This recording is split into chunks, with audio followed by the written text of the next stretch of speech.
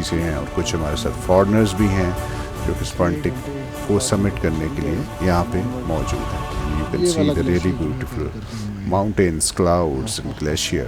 یہ جتنا خوبصورت نظر آ رہا ہے اس سے زیادہ یہ ہمت والا کام ہے، بیکاز کسی چیز کو دیکھنا اور اس کو ایکسپیرئنس کرنا is totally a different thing and different experience.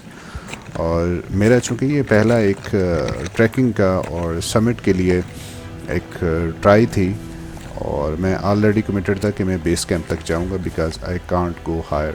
اور اس سلسلے میں بس یہی ہمت کوشش یہاں تک لے آئی. ہر دن کافی مشکل تھا، بٹ یہ دن ہمارے گزرتے گئے اور اس طرح سے ہم نے ان گلیشیئرس کو کراس کیا، اور کرتے کرتے ہم سپنٹک بیس کیمپ تک پہنچنے والے ہیں. اور سپنٹک بیس کیمپ، جس کو گولڈن پیک بھی کہا جاتا ہے، اسکردو کی ٹیریٹری میں واقع ہے.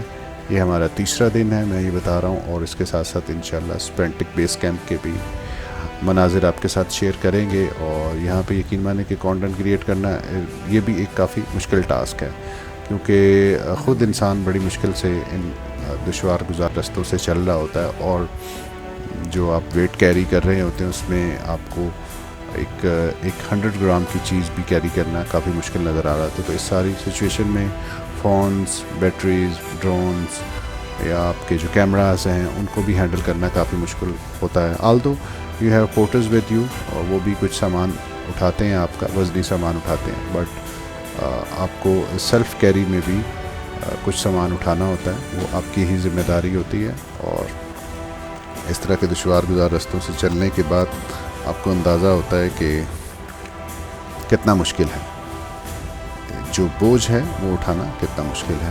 لیکن یقین مانیں کہ اس کے ساتھ ساتھ جب یہ نظارے آپ کے سامنے نظر آ رہے ہیں، آپ دیکھیں کہ یہ نارملی یہ ویوز کہیں بھی آپ کو نہیں ملتے.